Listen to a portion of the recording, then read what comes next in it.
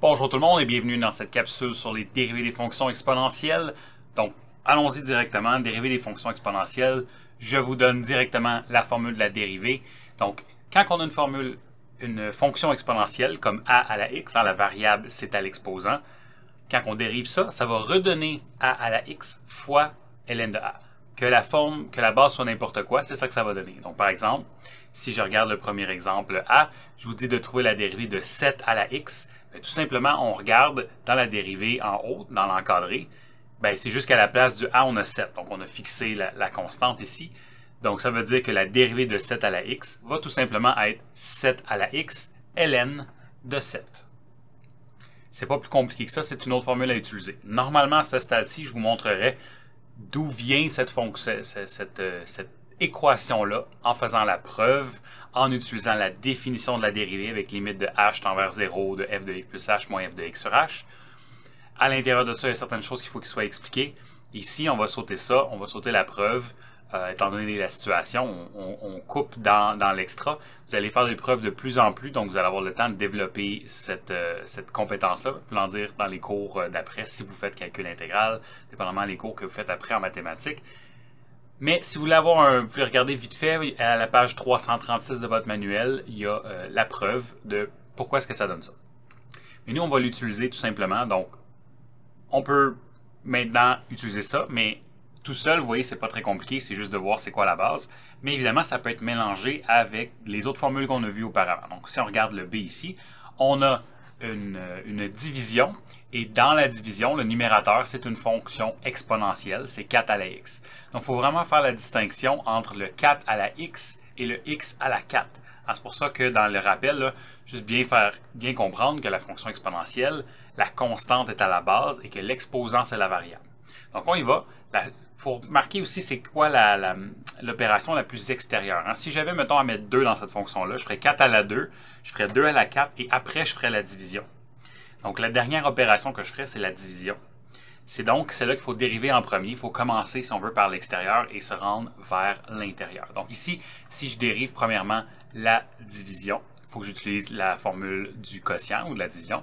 Donc, ça va être la dérivée du numérateur fois le dénominateur qui reste intact, moins le numérateur qui reste intact, fois la dérivée du dénominateur. Tout ça sur le dénominateur au carré. J'ai déjà mis que x à la 4 au carré. Les exposants peuvent se multiplier pour donner x à la 8. À partir de là, je me suis occupé de ma division. Là, je peux aller... il me reste 2 dérivés à faire. Dans une dérivation, tout doit être dérivé une fois et une seule fois. Donc, on peut y aller. Maintenant, je fais la dérivée de 4 à la x. La dérivée de 4 à la x. Là, je peux utiliser ma formule en haut qui dit que, c'est juste 4 à la x ln de 4. Donc, là, j'ai juste répété la même chose. Donc, 4 à la x ln de 4. Je répète mon x à la 4. Et après ça, tout ce qui me reste à dériver, à mettre dans l'espace ici, c'est la dérivée de x à la 4 qu'on connaît très bien. Le 4 vient avant, l'exposant descend de 1, 4x3. Donc, vous voyez, c'est pas même plus compliqué, c'est juste une formule de plus. Quand c'est une fonction qui est exponentielle, on va utiliser l'encadré qu'on vient de voir en haut. À partir de là, c'est de... Encore là, il faut savoir factoriser en mettant les choses en évidence, un seul dénominateur. Donc ici, on regarde qu'est-ce que je peux mettre en évidence. On a 2 termes. On a le terme 4 à la x ln de 4, x à la 4. Donc tout ça ici avant la soustraction. Et le deuxième terme, c'est après la soustraction. Donc qu'est-ce qui est en commun entre les deux? On peut voir que le 4 à la x est en commun. Puis on peut voir aussi que j'ai un x à la 3 qui est en commun parce que j'ai un x à la 4 d'un bord et x à la 3 de l'autre. Vous allez remarquer que dans une fonction exponentielle, quand je la dérive, étant donné que ça redonne la même fonction exponentielle, oui, avec un ln, mais le 4 à la x reste là, on va pouvoir tout le temps le mettre en évidence. Et là, on se pose la question, qu'est-ce qui reste dans mon opération? Il reste la parenthèse ici. Donc, dans le premier terme, ce que je n'ai pas réussi à sortir, c'est x et un ln de 4. Et après la soustraction, ce que je n'ai pas réussi à sortir, c'est le 4 ici qui restait. Là, faites attention, ici, c'est ln de 4 moins 4. Je ne peux pas faire 4 moins 4, là, ça ne donne pas ln de 0. C'est-à-dire que ln, il fait une barrière autour de son argument. Ici, je n'ai pas mis les parenthèses parce qu'on l'applique sur la chose qu'on voit directement après. Mais c'est ln de 4. Ln de 4, c'est un chiffre qu'on est capable de calculer. Vous êtes capable de le faire dans votre calculatrice. On ne peut pas sortir le 4. On ne peut pas aller jouer avec des choses qui sont à l'extérieur du ln. C'est ln de 4, c'est un chiffre. OK? Et là, il nous reste juste une petite chose à faire. On peut voir que j'ai un x3 ici et j'ai un x8 en bas. Donc, je peux les simplifier ensemble, au moins une certaine partie, et ça va me donner un x5 en bas. Donc, j'ai fait ma mise en évidence, j'ai mon dénominateur, il n'y a pas d'exposant négatif, et c'est tout ce que je peux faire. Donc, on va continuer maintenant avec le c en haut ici. Donc, on a une fonction 3x plus x à la 3 à l'intérieur d'une fonction cubique. Donc, ici, on va dériver ça. C'est une fonction à l'intérieur d'un exposant 3, donc il faut utiliser la dérivée en chaîne, comme à l'habitude. Donc, allons-y, on commence une nouvelle ligne avec h', et on dérive, premièrement, notre parenthèse. Donc, le 3 bien avant, l'exposant descend descend à 2. Ensuite, là, l'intérieur, qu'est-ce qu'il fait? L'intérieur, il reste intact. Et ensuite, on multiplie par la dérivée de l'intérieur. Donc, c'est totalement comme d'habitude. Il n'y a pas vraiment rien qui a changé ici. Je dérive mon extérieur, mon intérieur reste intact, multiplié par la dérivée de l'intérieur. Mais lorsque j'arrive pour dériver l'intérieur, ben là, je me rends compte que le premier terme ici, c'est un exponentiel. Donc, il faut utiliser la formule qu'on vient de voir, c'est-à-dire que ça va devenir 3 à la x fois ln de 3. C'est la partie ici qu'on vient de voir. Ensuite, le reste, ben, le x à la 3, c'est juste 3x carré. Donc, tout le reste reste intact. Donc, vraiment, il y a juste ici là, cette partie-là de la dérivée qui change avec la nouvelle formule. Si je vais au d et je veux dériver e à la x. Donc, e à la x, encore là, c'est la même chose. Je peux prendre la même formule. Mais cette fois-ci, la base, c'est pas a. La base, c'est e. Donc, j'utilise la même propriété. Ça veut dire que ça va être e à la x, ln de e. E, c'est simplement une constante, comme on a dit dans le rappel, 2.71 quelque chose. Donc, c'est pas grave, on peut y aller directement comme ça. Par contre, ici, il arrive quelque chose de spécial. Hein, peut-être que vous remarquez que j'ai ln de e. C'est quoi ln de e? Vous pouvez l'essayer dans votre calculatrice si vous ne le savez pas. Mais si vous avez bien compris le rappel avec les logarithmes, ln, c'est un logarithme en base e, et on l'applique sur e. Donc, ça va nous donner essentiellement l'exposant du e ici, qui est 1. Donc, ln de e, c'est simplement 1. Essentiellement, ça pose la question, e exposant quoi donne e? E exposant 1. Donc, ici, ça veut dire que ça revient à juste simplement e à la x. Donc, ce qu'on vient d'obtenir ici, ça montre le comportement très, très spécial que la constante de l'air a, qui est que si je dérive l'équation exponentielle avec une base e, ça me donne encore une fois e à la x. Donc, la dérivée de e à la x, c'est directement e à la x. Il n'y a pas de ln. Il y en a un, mais ln de e donne 1. Donc, ça, c'est spécial. Qu'est-ce que ça veut dire vraiment, ça? Ça veut dire que si je prends la fonction e à la x et que je calcule sa tangente, la pente de la tangente va être égale à la fonction à cet endroit-là. C'est quand même spécial. Ça veut dire que si je vais chercher la valeur en y, la valeur en y et la pente de la tangente, c'est la même valeur. Donc, faisons un exemple maintenant avec ça. J'ai mis un encadré parce que vous allez avoir ça aussi dans vos formules. En fait, c'est juste un cas particulier, comme on vient de le montrer, de la formule qu'on avait avec le a à la x. Mais on n'a pas besoin d'écrire ln de e à chaque fois. À partir de maintenant, quand vous dérivez e à la x, vous pouvez juste écrire e à la x. Donc, allons-y. Ici, encore une fois, j'ai un quotient à faire en premier. Donc, je vais faire la dérivée d'un quotient, c'est-à-dire dérivée du numérateur fois le dénominateur reste intact, moins le numérateur reste intact fois la dérivée du dénominateur. Tout ça sur le dénominateur au carré. Et là, maintenant, je peux dériver. Le premier terme ici, quand je vais dériver e à la x, il va rester e à la x. Et mon plus 2, quand je le dérive, va disparaître. Donc, il va me rester juste un e à la x ici.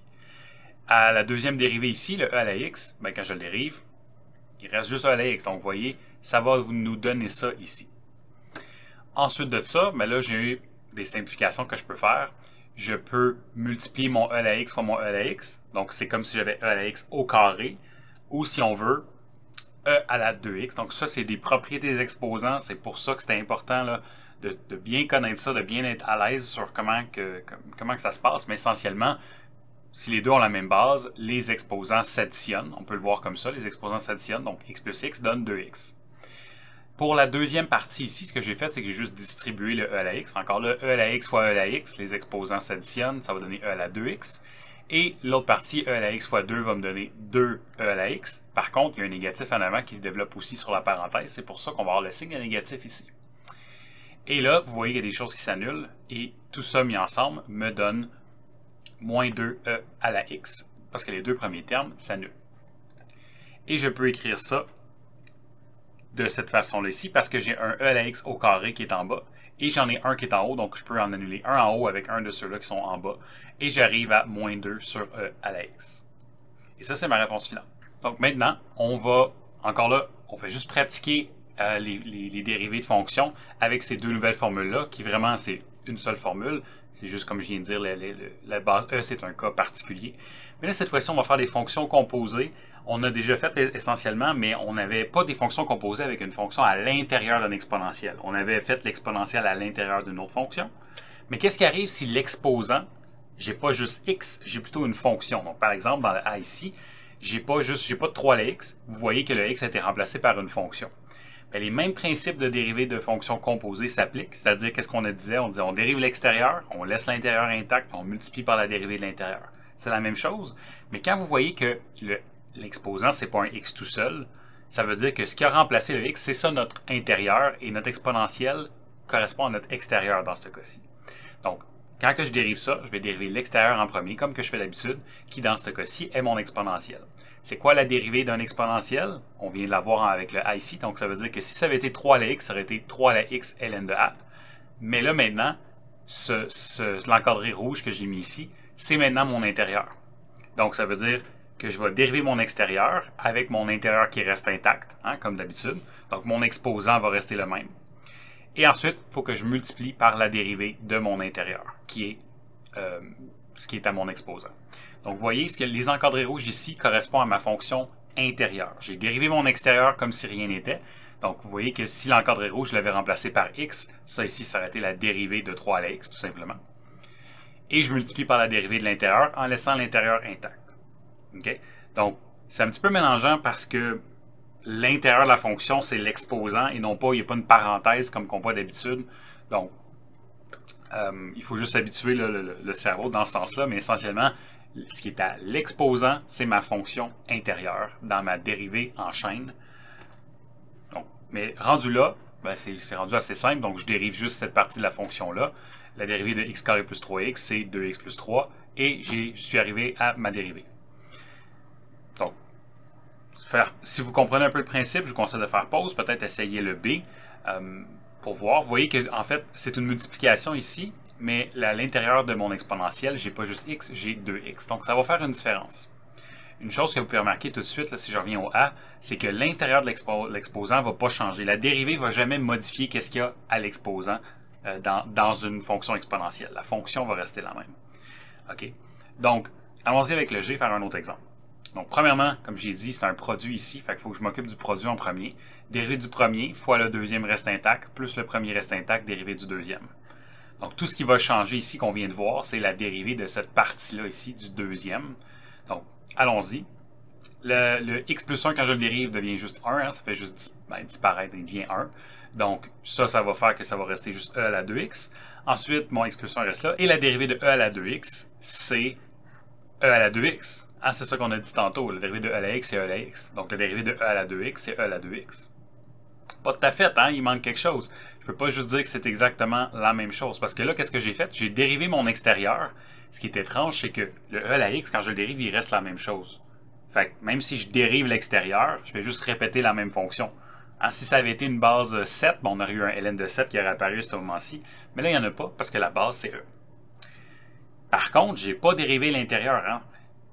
Quand on dérive, tout doit être dérivé une fois et une seule fois. Donc ici, il ne faut pas que j'oublie de faire la dérivée de mon intérieur qui est mon 2x. Donc, j'ai besoin de me rendre jusqu'au bout de ma dérivée comme ça. OK? Et ensuite de ça, la dérivée de 2x, c'est simplement 2. Et là, ici, je pourrais faire une petite mise en évidence de mon e à la 2x, distribuer mon 2 à l'intérieur de cette parenthèse-là, pour finalement arriver à cette expression-là. À vrai dire, il manque une petite étape ici. Je pourrais mettre mon 2 et mon 1 ensemble pour arriver à cette expression-là ici. Donc, vous voyez, qu'est-ce qu'on a fait? On a fait la dérivée de mon produit. D'un coup que la première ligne était faite, je me suis occupé de mon produit. Ensuite, cette dérivée-là de x plus 1 est très simple. La dérivée de e à la 2x, je vais faire la dérivée de mon extérieur. Ça va juste répéter le e. Mon intérieur reste intact, donc mon 2x reste intact. Mais je multiplie par la dérivée de mon intérieur, qui est ça ici. Donc, essentiellement, ce qu'on va remarquer, c'est que ce que je vais faire quand je vais avoir des exponentielles, c'est que je vais juste répéter l'exponentielle et je vais multiplier par la dérivée de son intérieur. Donc, maintenant, on va faire le C. Si vous êtes confiant, faites pause et vous pouvez l'essayer par vous-même. Et après ça, vous pouvez revenir pour vous corriger ou vous avez les notes complétées aussi sur Moodle. Mais ici, ce qu'il faut faire attention, c'est que j'ai un e à la moins x, donc c'est le seul qui a une fonction composée, c'est-à-dire qu'il n'y a pas juste x à l'intérieur. Donc, il va falloir faire attention à ce négatif-là. Donc, allons-y. Donc, je vais faire premièrement la dérivée du quotient, parce que c'est une division que j'ai à faire ici. Donc, dérivée du numérateur fois le dénominateur qui reste intact, moins le numérateur qui reste intact fois la dérivée du dénominateur, tout ça sur le dénominateur au carré. Rendu là, ce que je vais faire, c'est qu'il me reste ces deux sections-là à dériver, hein, le e à la x et le e à la x plus e à la moins x, que vous voyez dans mes crochets. Donc, ça va me donner ça ici. Le premier e à la x ici vient de la dérivée de e à la x qui est juste resté la même chose. Ce e à la x là vient de la dérivée de e à la x, donc ça a été dérivé, c'est juste que ça reste la même chose. Et finalement, j'ai en rouge ici la dérivée de e à la moins x, c'est quoi? Ben, ça reste la même chose, fois la dérivée de son intérieur. En les autres, si j'avais fait fois la dérivée de l'intérieur, ben l'intérieur c'est juste 1.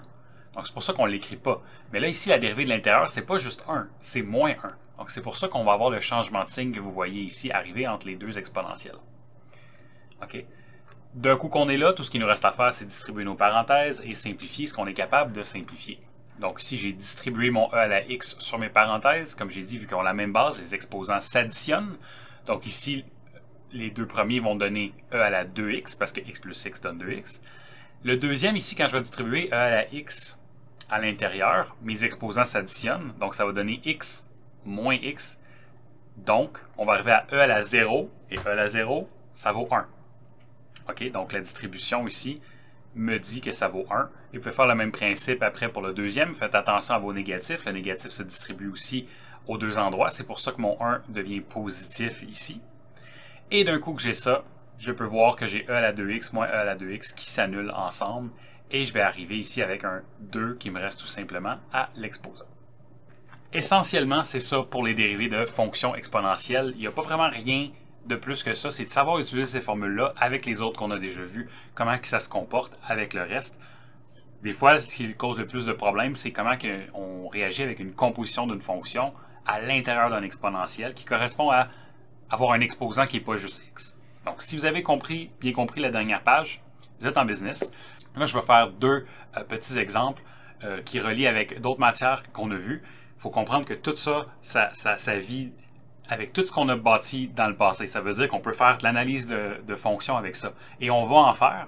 Je ne vais pas en faire pour l'instant. Ça va être juste de trouver la courbe à la tangente et trouver des points d'inflexion. Mais il faut comprendre qu'on pourrait faire l'analyse de domaine, l'analyse des asymptotes. Après ça, trouver toutes les valeurs critiques, faire notre tableau, faire une esquisse de graphique. Tout ça, on est capable de le faire maintenant. OK, on vient juste de rajouter une nouvelle famille de fonctions qu'on peut étudier. Mais on va s'en tenir à ces deux exemples-là pour l'instant, puis on va revenir faire des analyses de fonctions plus tard, dans quelques semaines. Donc, déterminer les points de la courbe où la tangente est horizontale. Donc, qui dit tangente horizontale veut dire que la tangente est parallèle à l'axe des x, ou si on veut que la pente de la tangente soit 0. Donc ici, je veux déterminer les points de la courbe où la tangente est, la pente de la tangente est 0. Donc, en d'autres mots, où est-ce que la dérivée est nulle. F' doit être égal à 0. Donc, il va me falloir F', je vais le mettre égal à 0. Ça revient un petit peu à trouver les valeurs critiques. On n'aura pas besoin de tout faire l'analyse de cette fonction-là par la suite. Donc, allons-y avec la dérivée. Donc, on va premièrement aller chercher le domaine de ma fonction f qui est égal au réel au complet. Pourquoi? Parce que j'ai-tu une division par 0? Non. J'ai-tu un log? Non. J'ai-tu une racine paire? Non. Donc, mon domaine de ma fonction, c'est les réels au complet. Je peux mettre n'importe quel chiffre dans cette fonction-là. Ensuite, comme j'ai dit, on veut avoir la dérivée. Il y a une multiplication entre x carré et mon exponentielle. Je ne peux pas juste dériver un fois la dérivée de l'autre. C'est une erreur fréquente. Il faut vous enlever ça de la tête si vous le faites encore. Quand il y a un produit, je n'ai pas le choix d'utiliser l'équation d'un produit, dérivée du premier fois le deuxième qui reste intact, plus le premier reste intact, dérivée du deuxième. Rendu là, x carré se dérive très bien, ça donne juste 2x.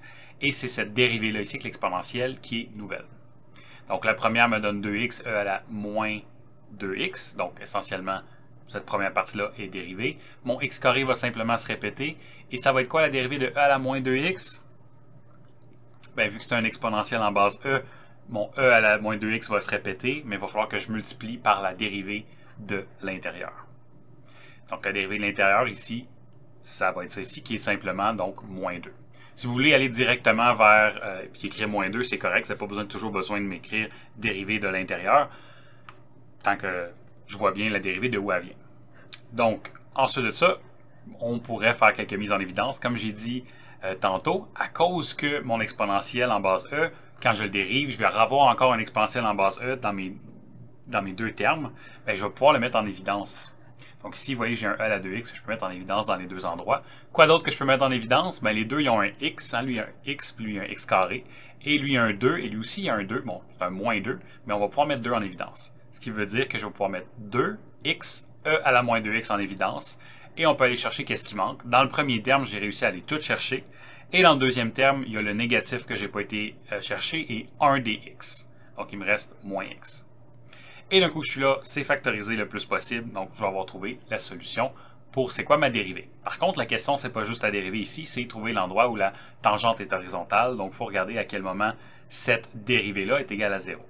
Vous avez vu, je vous l'ai écrit un petit peu différemment, j'ai pris l'exponentielle, vu qu'il y avait un exposant négatif, je l'ai descendu en bas. Pour les exponentielles, je ne suis pas trop sévère si vous mettez l'exponentielle en haut ou en bas. La raison pour ça, c'est parce qu'un exponentiel, comme on a déjà vu, c'est jamais égal à 0. La raison pourquoi que dans les étapes précédentes, on forçait pour pas qu'il y ait d'exposant négatif dans vos solutions, c'est pour faire la distinction entre les zéros d'une fonction et les endroits où la fonction n'existe pas. Ce qu'on va se rendre compte, c'est qu'un exponentiel tout seul va jamais nous donner une réponse égale à 0. Okay? On va le faire, on va voir qu'est-ce que je veux dire par là. Donc, on regarde f' est égal à 0 pour savoir à quel moment la tangente est horizontale. Donc, on met notre fonction au complet égale à 0. Notre exponentiel, je vais l'envoyer de l'autre côté pour multiplier, mais vu qu'il multiplie 0, il va juste disparaître. Et là, je peux voir maintenant que j'ai 2x, x moins 1 qui est égal à 0. Donc, soit x peut être égal à 0, ou soit 1 moins x va être égal à 0, ce qui va nous donner x est égal à 1. Donc, si je rentre 0 dans ma dérivée, ou si je rentre 1 dans ma dérivée, la dérivée va me donner 0. Donc, on a trouvé les endroits où la dérivée est égale à 0. Si je voulais faire à quel moment la dérivée n'existe pas, on pourrait dire, il y a une division possible à e, si e à la 2x est égal à 0. Mais on a déjà vu qu'un exponentiel, ça ne va jamais passer ça va jamais être égal à 0. Hein? C'est une fonction qui est toujours dans les positifs. Donc, c'est pour ça que, comme j'ai dit, qu'on le monte ou qu'on le descende, c'est pas vraiment grave.